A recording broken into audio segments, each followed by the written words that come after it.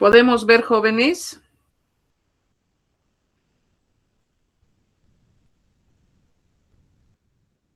Ya, muy bien. Vamos a hacer un ligero repaso para llegar a la última parte, que es la que nos falta, para que entremos en el tema, como se dice, ¿no? En esta primera parte nosotros nos habíamos referido a las características del análisis químico, cuál era su objetivo, la clasificación de la clasificación del análisis químico, tomando en cuenta distintas variables según el objetivo. Habíamos tomado en cuenta y mencionado a que nos encontrábamos con los métodos, con el análisis cualitativo, luego con el cuantitativo. También había otra clasificación en la que se utilizaba, o el parámetro era según el método analizado, y según el método empleado o utilizado, teníamos a los dos métodos, los clásicos y los métodos instrumentales. Cuando nos referíamos a los métodos clásicos o los métodos tradicionales, habíamos visto que se referían a lo que todos ustedes ya habían revisado con anterioridad, ¿no es cierto? Aquellos métodos que podían ser cualitativos, que podían ser cuantitativos, que incluían en una primera instancia, si hablábamos de los métodos cualitativos, aquellos en los cuales el elemento o motivo de nuestro análisis tenía que ser debidamente separado a través de la extracción, a través de la destilación, a través de, podíamos tomar también la precipitación como método. Entonces, estos componentes que eran motivo de nuestro análisis, una vez separados, una vez aislados, se los trataba generalmente con algún tipo de reactivo, de tal manera que daba lugar a un producto, y esto se los podía identificar, se los podía llegar a conocer a través de sus colores, a través del punto de ebullición, el punto de fusión, las distintas solubilidades, los olores, las actividades ópticas, el índice de refracción y otras propiedades más.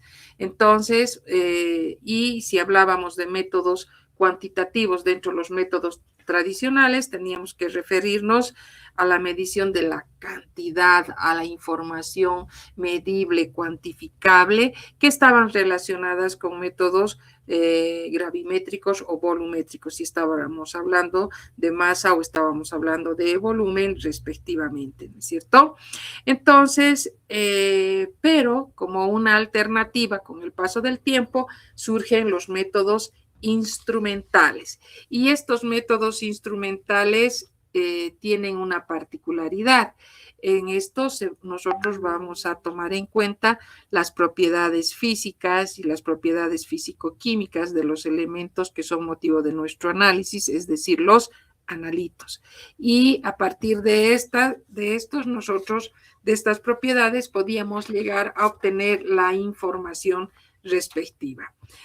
Si bien estos fenómenos en los que se basan los métodos instrumentales ya se los conocía hace bastante tiempo, no son tampoco los métodos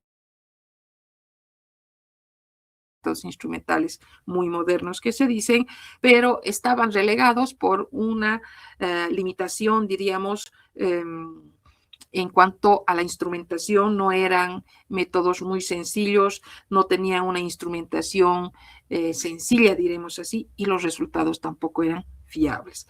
Entonces, el avance de la, podríamos decir, de la electrónica y de la informática han corroborado a que resurjan, o podríamos decir entren en vigencia, este tipo de métodos instrumentales donde se hace indispensable, donde se hace primordial la presencia de un instrumento, como vamos a ir viendo posteriormente.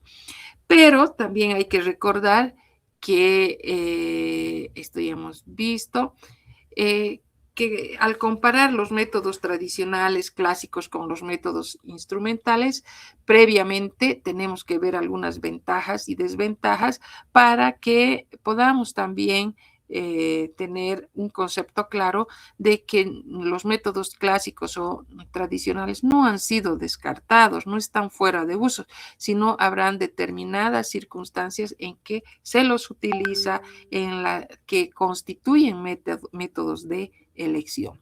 Hablaremos entonces primero de las ventajas de los métodos instrumentales. Dentro de las ventajas de estos métodos, vamos a ver que van a proporcionarnos resultados mucho más objetivos, es decir, que los resultados se encuentran reflejados en una escala graduada, en una gráfica, podemos encontrar, diríamos, dependiendo del modelo del medidor, como una información que me proporciona el instrumento directamente para que yo pueda leer. En cambio, ¿qué ocurría en los métodos tradicionales? Había los resultados estaban sujetos a las apreciaciones subjetivas que podía tener el operador. Esa era una limitación bastante grande, ¿no es cierto? Por eso decimos que también los métodos instrumentales iban a proporcionarnos resultados mucho más precisos. ¿A qué se debe eso? Porque presentan menos oscilaciones entre medidas sucesivas y hay la posibilidad de mejorar la reproductibilidad en los resultados.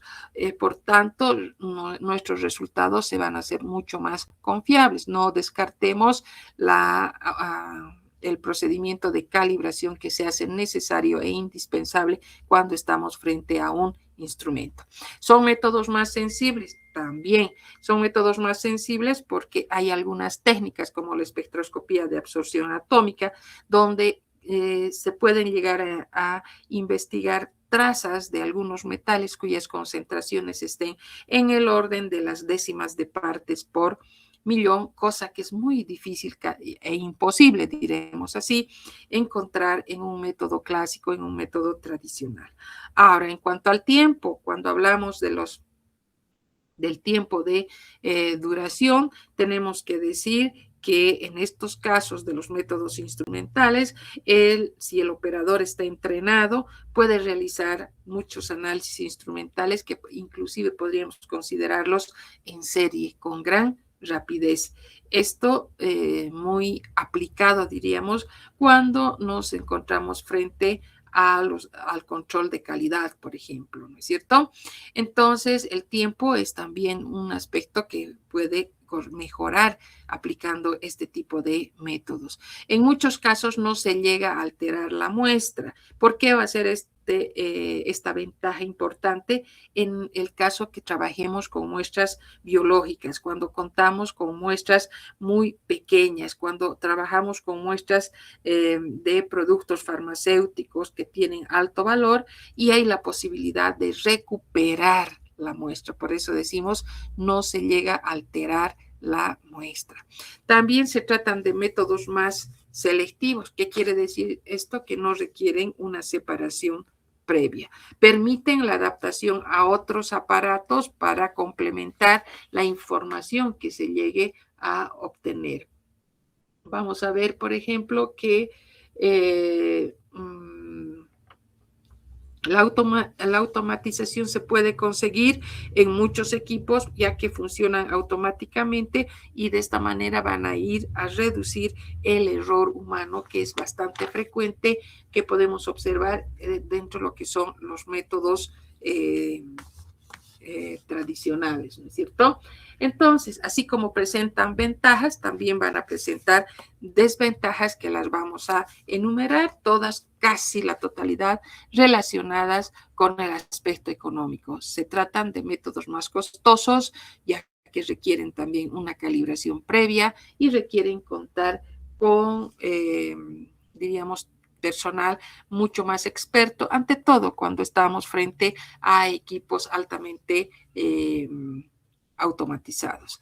¿A qué nos referimos cuando nos referimos a la calibración previa? Es decir, está relacionada con el aspecto económico porque requieren estos equipos el uso o la presencia de unos patrones de calidad y que nos van a permitir realizar los controles respectivos periódicamente. Y el hecho de contar con estos patrones de calidad sugiere también pues una mayor erogación de dinero. También podemos hablar de que los técnicos deben ser tener bastante experiencia, ser expertos, y esto es solo en aquellos casos cuando el equipo es bastante, diríamos, complejo y el periodo de aprendizaje va a ser necesario contar con un periodo de aprendizaje hasta que el operador, hasta que el técnico consiga la práctica respectiva para la aplicación y el manejo del equipo respectivamente. Entonces, con todas las ventajas que presenta el equipo, también va a presentar las desventajas correspondientes. Bueno, también hemos visto que al tratarse de métodos instrumentales se hace importante, fundamental, la presencia de un instrumento. El instrumento tiene un papel importante dentro del análisis químico que va a ser de convertir una señal analítica, es decir, una propiedad física, una propiedad físico-química, en, no es, diríamos, es una señal que no va a poder ser detectada por el observador, que no va a poder ser comprendida en una forma que sí lo va a hacer. Entonces, ¿quién es el responsable de esto? El instrumento. Y básicamente un instrumento va a estar formado por 4 componentes. Estamos hablando de estos 4 componentes de una manera bastante amplia, de una manera general. Va a haber el tema correspondiente donde vamos a ir desglosando elemento por elemento y ahí nos vamos a dar cuenta que hay distintos niveles de complejidad o de componentes adicionales que podemos encontrar en cada uno de estos elementos que vamos a ir nombrando a continuación. Entonces, los componentes básicos que podemos mencionar en un equipo se reducen a 4. ¿Y cuáles son estos? En primer lugar, vamos a tener un generador de señal, que en esta oportunidad simplemente lo vamos a considerar como un solo elemento. Después vamos a tener un transductor de entrada que también puede recibir el nombre de detector. Vamos a contar con un procesador de señal y finalmente vamos a tener un dispositivo de lectura. Rápidamente, ¿qué es lo que hace el generador de señal? El generador de señal produce una señal que denota la presencia o también la concentración del analito. Y esta señal puede ser producida por el propio analito o por una interacción de este con una forma de energía. Ojo, en determinadas circunstancias. Pasamos al segundo componente, es decir, esa señal generada, esa señal analítica, ¿dónde va a llegar? Va a pasar al segundo componente. ¿Quién va a ser? Un transductor de entrada o conocido también como detector en los instrumentos ópticos. Entonces, este transductor de entrada, ¿qué va a hacer? Va a transformar, va a convertir la señal analítica en una señal eléctrica.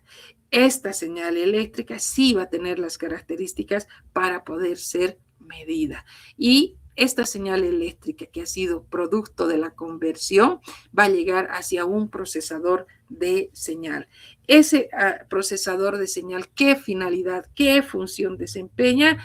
Va a tener la capacidad, podríamos decir, de adecuar la señal del detector al funcionamiento del dispositivo de lectura, es decir, a través de la amplificación, a través del filtrado, a través de la digitalización, va a modificar, va a adecuar esta señal para que se ubique correctamente a nivel del dispositivo de lectura, que no es más que un transductor que convierte esa señal procesada en una señal que puede ser leída, en una señal que puede ser registrada o en una señal que puede ser interpretada por el observador.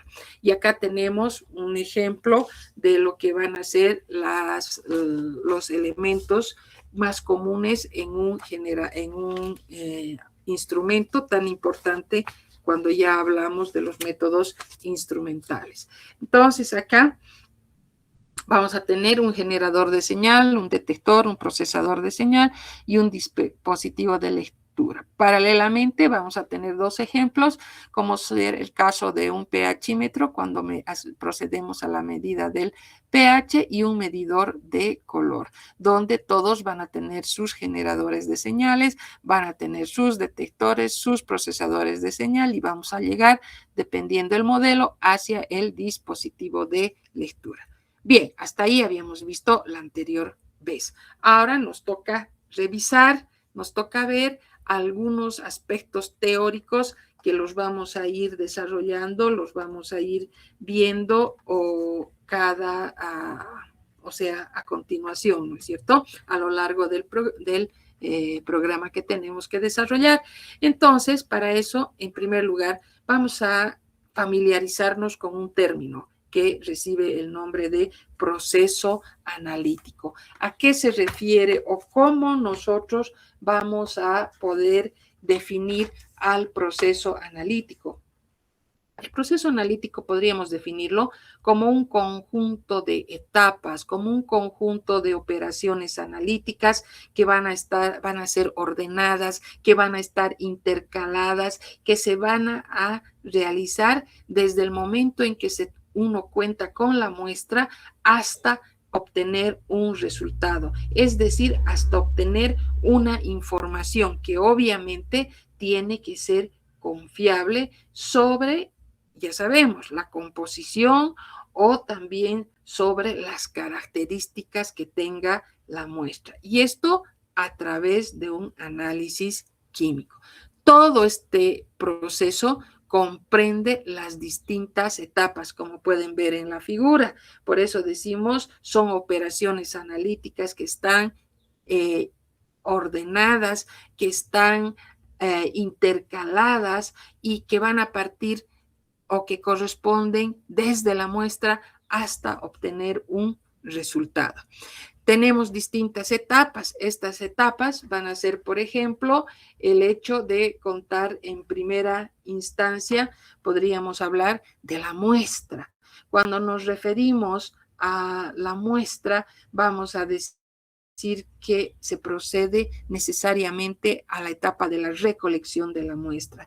Y cuando hablamos de la recolección de la muestra, es una etapa donde se tiene que tener bastante cuidado, bastante paciencia, diríamos, para su recolección. No se olviden que entre una de las propiedades o entre las características principales de las muestras es que la muestra debe ser representativa. Esta primera etapa es una etapa que la podemos considerar crítica porque la presencia de errores a este nivel, a esta altura, obviamente van a afectar el resto de las etapas, van a influir en el resto de las etapas y por lo tanto van a afectar a todo el análisis. Ahí tenemos entonces, en primer lugar, el muestreo, donde tenemos que inmediatamente asociar la recolección de la muestra, que la muestra sea representativa, que esté en las cantidades ideales, en las condiciones óptimas, etcétera, etcétera.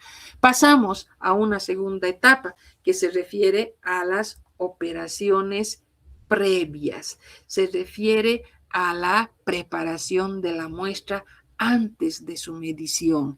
Entonces, es una etapa laboriosa, es una etapa, diríamos, bastante, no sacrificada, pero que requiere de bastante tiempo, laboriosidad, porque el objetivo en esta etapa es dejar a la muestra en condiciones adecuadas para su determinación, que vendría a ser o se realizaría en la próxima etapa.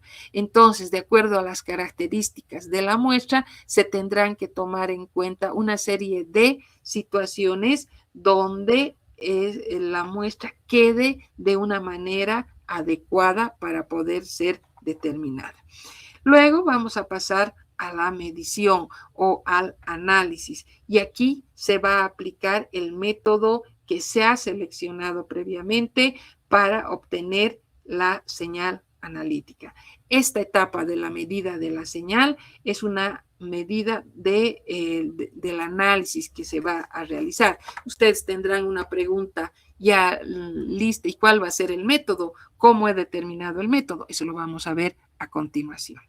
Bien, pero antes de eso tenemos que tomar en cuenta la etapa de la medida de la señal, la etapa del análisis, como hemos mencionado, donde vamos a aplicar el método que nos va a permitir contar con la señal analítica. Una vez que hemos realizado la medición, pasamos a una etapa también bastante importante referida al tratamiento de los datos. Esa información que hemos obtenido tendrá que ser observada, tendrá que ser analizada, tendrá que trabajarse con esta información. Por eso decimos tratamiento de los datos. Se realizan cálculos, se realizan gráficas, se toman en cuenta estudios estadísticos y se convierte acá la señal en resultados útiles, en concentraciones o en porcentajes. Y finalmente llegamos a la interpretación de los resultados, es decir, a la última etapa donde ya contamos con los resultados y acá estamos frente a una evaluación de los resultados en función del problema inicial que habíamos elegido. Se determina acá si se cumplen o no se cumplen con las normas o con la expectativa. Entonces, si ustedes van haciendo una retrospección de cada una de las etapas del proceso analítico, es pues una etapa bastante amplia, es un proceso bastante amplio, completo, podríamos decir laborioso, que nos va a permitir llegar finalmente a los resultados. ¿Partiendo de qué? Partiendo de la muestra y todas las operaciones que incluyen en esta etapa. Bien, entonces acá tendríamos que mencionar dos aspectos que nos llegarían a faltar. Cuando hablamos nosotros del proceso analítico y sus respectivos pasos, sus respectivas etapas, hemos dicho que acá encontrábamos una serie, un conjunto de operaciones, de etapas que se realizaban de una manera ordenada, de una manera intercalada, como hemos visto y hemos descubierto. Pero antes de llegar a esta etapa, nosotros, antes de contar con la muestra, nosotros tenemos que tomar en cuenta dos situaciones. En primer lugar, plantearnos el problema con el que estamos. ¿A qué se refiere? Entonces, tenemos que definir qué es lo que queremos, tenemos que analizar para qué estamos haciendo la determinación y a partir de esto vamos a seleccionar el método adecuado, el método al que vamos a someter o en el que vamos a realizar la medición y vamos a obtener la información. Entonces, este método que nosotros elijamos, muy al margen, podrá ser un método clásico, podrá ser un método instrumental, todo va a depender de los factores como ser la precisión, el costo, el tiempo, el tipo de muestra y tantas otras variables cuali y cuantitativas que vamos a ir viendo posteriormente. Entonces, de esta manera nosotros hemos realizado ya o contamos con la descripción del proceso analítico. Y pasaremos a hablar de otros términos que vamos a poder encontrar acá. Y en este caso, nosotros nos vamos a referir a lo que es la técnica analítica. ¿A qué se refiere cuando hablamos de la técnica analítica? Estamos hablando de una herramienta, mejor hablaremos en otros términos, de un principio empleado. Es un principio científico que se va a adaptar a uno o varios instrumentos con el objetivo de obtener una información sobre la composición de la muestra. Podríamos señalar como un ejemplo la potenciometría, la fluorescencia, etc. En otras palabras, va a ser la base o va a ser la herramienta que se va a utilizar, que se va a emplear. Es, le diríamos, un enfoque general, un enfoque amplio que está basado en un determinado fenómeno que nos va a permitir cuantificar, que nos va a permitir detectar o también identificar un componente presente en la muestra. Por lo tanto, esta técnica analítica va a ser un procedimiento específico a través del cual vamos a obtener una información sobre la composición, sobre la propiedad de una muestra, pero basándose en un principio que hemos mencionado anteriormente, que podrá ser físico, que podrá ser químico, que podrá ser físico-químico. Es entonces una parte del método analítico y también nosotros podemos mencionar es cómo se viene a realizar la medición. Estamos hablando entonces de una, por ejemplo, de una titulación. Estamos hablando de un método electroforético. Puede ser de un, podríamos estarnos refiriendo a un método cromatográfico. Bien, entonces, luego de tener o de contar con la técnica analítica, nos referimos a lo que es el método analítico. El método analítico, ¿a qué se refiere? El método analítico se va a referir exactamente a una, ¿cómo podríamos compararlo? Como el plan general. Sí, esa es la idea, algo amplio. Es un plan general. Es un proceso completo, es un proceso completo que toma en cuenta análisis y que a través de este análisis vamos a obtener resultados. Van a incluir, desde luego, muchas técnicas, van a describir todo un procedimiento de manera bastante objetivo, bastante detallado, paso a paso. Y generalmente los resultados, obvio, tienen que ser precisos y tienen que ser reproducibles.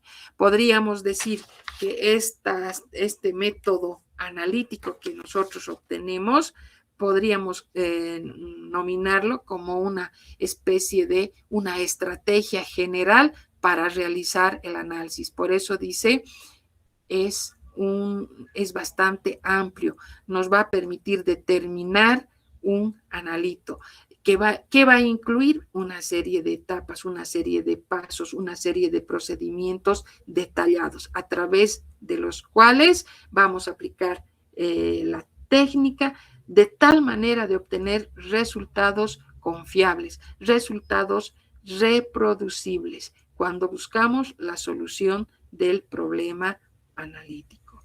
Entonces, luego tenemos que referirnos al procedimiento analítico. El procedimiento analítico no son sino las instrucciones que van a ser detalladas, que van a ser ordenadas, que deben ser realizadas en la determinación. Podríamos decir que son instrucciones generales para usar, para aplicar el método y va a constituir una parte, va a constituir una porción de todo el proceso analítico que va a describir los pasos operativos estructurados. ¿Para qué? En una primera instancia, identificar. Luego, cuantificar. ¿A quiénes? A todos los componentes de la muestra. Siempre de una manera confiable y reproducible. En otras palabras, cuando yo hablo del procedimiento analítico, lo puedo comparar para que me entiendan con una receta. En esa receta me están indicando detalladamente, paso a paso, qué debo hacer, cómo debo hacer, en qué condiciones debo hacer. Entonces, es una forma detallada, es un paso detallado del análisis, cuando hablo o me refiero al procedimiento analítico. para finalmente hablar del protocolo analítico. El protocolo analítico, como su nombre dice, incluye método, incluye procedimiento, incluye las normas de control, incluye la validación. El protocolo son aquellas directrices específicas escritas en un documento que necesariamente deben cumplir algunos pasos, algunas etapas para que se desarrolle el método en el laboratorio y así garantizar que los resultados lleguen a ser fiables, que puedan ser comparables. Podríamos decir que el protocolo es un escrito detallado, así para que entiendan, un escrito detallado que tiene que ser estandarizado, que incluye las normas de control, que incluye las normas de calidad y nos va a permitir reproducir y además tiene la característica de estar validado por normas y también por instituciones. Entonces, esas son, diríamos, el significado de cada una de los términos que nosotros encontramos. Aquí hemos hablado del proceso analítico, las distintas etapas, hemos descrito cada una de ellas y nos vamos a ir ahora a referir de la selección del método analítico. A ver, volveremos un poquito acá. Decíamos, antes de la muestra, antes de contar con la muestra, nosotros teníamos que referirnos a dos aspectos que habíamos mencionado anteriormente, ¿no es cierto? ¿Y cuáles eran esos dos aspectos cuando hablábamos del proceso analítico? Teníamos pues que recordar que antes de contar con la muestra teníamos que plantearnos teníamos que realizar un planteamiento del problema. ¿Qué quiere decir eso? Teníamos que definir qué es lo que queríamos, qué es lo que buscábamos y por qué estábamos analizando. Tenemos que partir de esa parte. A partir de esta situación, recién nosotros pasamos al método, a elegir el método con el que vamos a trabajar. En otras palabras, a seleccionar el método que sea el más adecuado. Por eso acá contamos con la selección de un método analítico. Y para seleccionar el método analítico, como habíamos mencionado, tenemos que definir la naturaleza del problema analítico. Definir la naturaleza del problema analítico, ¿cómo vamos a realizar? Contestando a una serie de preguntas que nos vamos a realizar. Entre esas vamos a tener la primera pregunta que dice, ¿qué exactitud y qué precisión se requiere? La respuesta a esta pregunta va a dar lugar a que nosotros determinemos el tiempo y el esmero que se va a precisar en el análisis correspondiente. Una vez que hemos determinado eso, pasamos a la segunda y a la tercera pregunta en una sola vez. ¿De cuánta muestra se dispone y cuál es el intervalo de concentración del analito? Cuando yo respondo a estas dos preguntas, voy a determinar cuán sensible deberá ser el método y en qué intervalo de concentración debe actuar, debe adaptarse. Luego pasaré a otra pregunta y diré qué componentes de la muestra podrían interferir. Esta pregunta va a permitirnos determinar la selectividad que requiere el método. Para pasar a otra pregunta que dice cuáles son las propiedades físicas, las propiedades químicas de la matriz de la muestra. ¿A qué se refiere? Se refiere de que existen técnicas que van a poder ser aplicadas a disoluciones del analito. Otras técnicas podrán ser aplicadas con mayor facilidad cuando encontremos a las muestras gaseosas.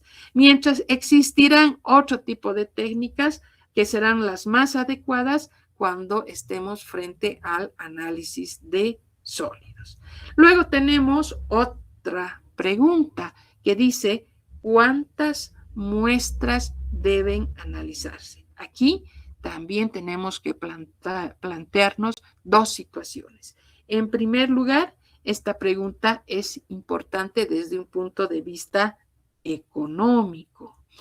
Es el número de muestras con las que debo trabajar. Es el número de muestras que debo analizar. Si el número es elevado, es considerable, tendré pues que pensar en invertir una gran cantidad de tiempo y también de dinero, porque es la base de mis determinaciones, este tipo de, diríamos, este tipo de análisis, este tipo de muestras con las que debo trabajar. Entonces, ¿en qué voy a determinar? ¿En qué voy a gastar el dinero y también invertir el tiempo? En la instrumentación, en el desarrollo del método, en contar o tomar en cuenta la calibración. Además, se tendrá que considerar, se precisará, si vale el término, de un método que requiera de un tiempo mínimo por parte del operador. En otras palabras, estoy perfeccionando el método, que tenga un tiempo de duración corto, que se logre correctamente la calibración, el tiempo, el número de muestras con el que trabaje. En otras palabras, me estaría constituyendo en una especie de referencia. Porque la otra opción, ¿cuál sería? El trabajar o que se traten de muestras muy escasas, de muestras muy esporádicas. Y acá la mejor elección, no voy a proceder de la misma manera que en el anterior caso. Aquí tendré que elegir un método que sea más sencillo, aunque sea más largo, pero que no requiera tanto trabajo preliminar, etcétera, etcétera.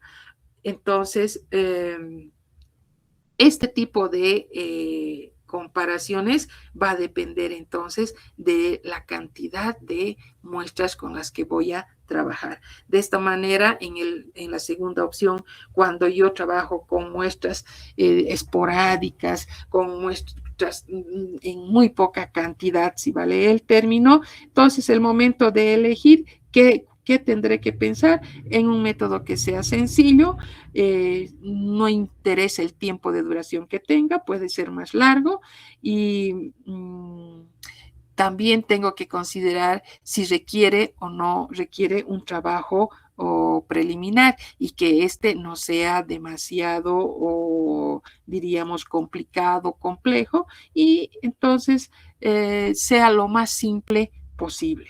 Entonces, de esta manera, cuando yo he respondido a todas esas opciones, estoy en condiciones de escoger el método adecuado, siempre que se conozcan las características de funcionamiento de los diferentes métodos instrumentales. Y cuando hablamos de las características de funcionamiento de los instrumentos, vamos a tomar en cuenta dos tipos de parámetros que reciben el nombre de parámetros de calidad. Existen criterios cualitativos y también existen criterios cuantitativos. Por eso tenemos los parámetros cuantitativos y los parámetros cualitativos. Estos parámetros cual y cuantitativos de funcionamiento, cuando me refiero a los instrumentos, se los va a usar para poder decidir, para poder escoger si un determinado método instrumental resulta ser el adecuado o no, si sus características expresan en términos numéricos si sus características están expresadas en términos numéricos, estamos frente a los parámetros de calidad cuantitativos. En caso también de referirnos a los criterios cualitativos, son también importantes, y en una última situación, en un último paso, van a permitirnos ir escogiendo, limitando la disponibilidad de distintos métodos, como vamos a ir viendo posteriormente. Entonces, empezamos con los parámetros cuantitativos. Dentro de los parámetros cuantitativos más importantes, vamos a tener a la precisión, vamos a tener a la exactitud, a la sensibilidad, al límite de detección, a la selectividad, y también podríamos tomar en cuenta a la linealidad. Por orden de importancia dentro de estos parámetros cuantitativos, nosotros tenemos que, llamados o conocidos también como, ¿cómo se dice? Criterios numéricos, vamos a empezar por referirnos a la selectividad. Es el primer parámetro que requerimos contar o constituye de mayor importancia. Es selectivo, o se refiere a la especificidad. Es la capacidad de medir al analito en presencia de otros elementos, en presencia de otras sustancias. La selectividad es esa capacidad que pueda tener el método analítico para que se pueda medir con exactitud y de una manera específica al analito, con la característica de que estén presentes otros componentes que están formando la matriz. En otras palabras, este parámetro nos permite medir lo que queremos, lo que estamos buscando. Por eso decimos que un parámetro muy importante va a ser la selectividad.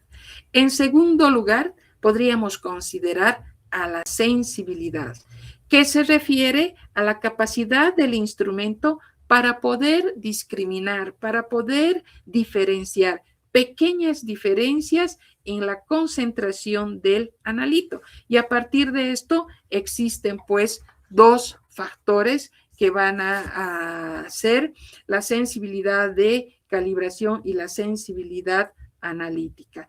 En este parámetro de la sensibilidad es importante que nos vayamos a referir directamente al hecho de que está relacionada con la capacidad de poder responder a muy pequeños cambios en la concentración. Es decir, la sensibilidad nos permite detectar pequeñísimas cantidades de el analito que estamos determinando. Pasamos luego a otros dos parámetros que son importantes, la exactitud y la precisión. Entonces, si hablamos de la exactitud, estamos refiriéndonos que indica qué tan cerca está el resultado que hemos obtenido de un valor verdadero. Entonces, esto se expresa como el error absoluto o relativo y en porcentaje. El otro parámetro importante, la precisión, que va a medir la reproducibilidad de los resultados y que se va a poder expresar como desviación estándar, como coeficiente de variación, etcétera, etcétera, ¿no? Pasamos entonces a un otro parámetro que podríamos considerarlo como el límite de detección. ¿A qué se refiere o qué estamos tomando en cuenta cuando hablamos del límite de detección? El límite de detección se va a referir a la mínima concentración o cantidad del analito en una muestra y que va a poder ser detectada. Pero esto no sugiere necesariamente que pueda ser cuantificada bajo las condiciones experimentales que tendrían que estar establecidas. Después tendríamos que considerar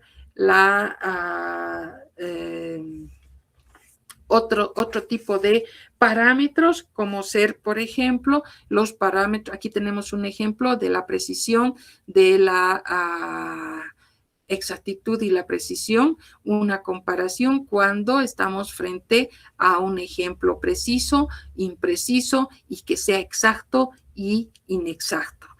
Y finalmente tenemos que considerar aquellos parámetros cualitativos. Los parámetros cualitativos, ¿a qué se refieren?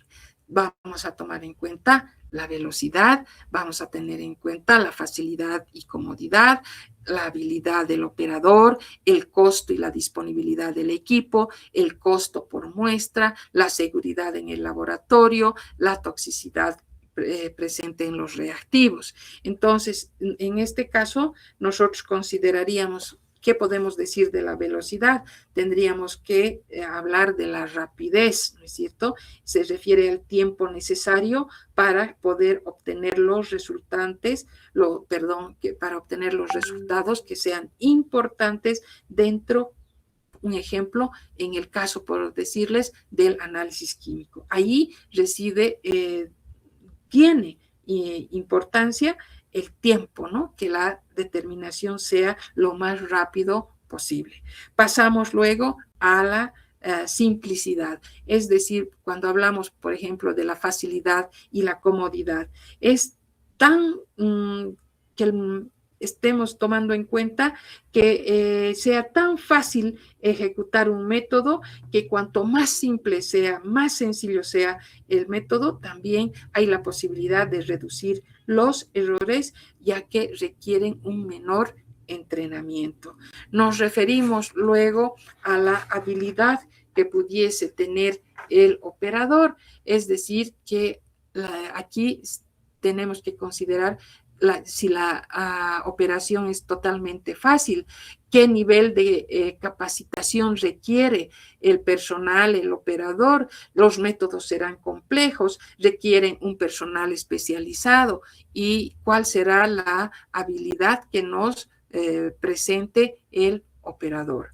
Pasamos luego a otro parámetro importante referido con el costo y la disponibilidad del equipo. El costo hay que tomar en cuenta desde el precio de los reactivos, el precio de los equipos, el costo de los mantenimientos que se puedan realizar a lo largo de las determinaciones. Por lo tanto, siempre la tendencia va a ser a buscar métodos que sean económicamente viables.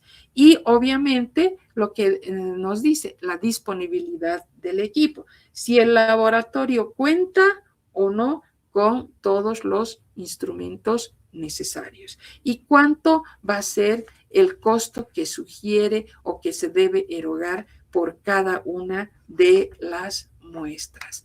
Luego pasamos a aquel parámetro relacionado con la seguridad.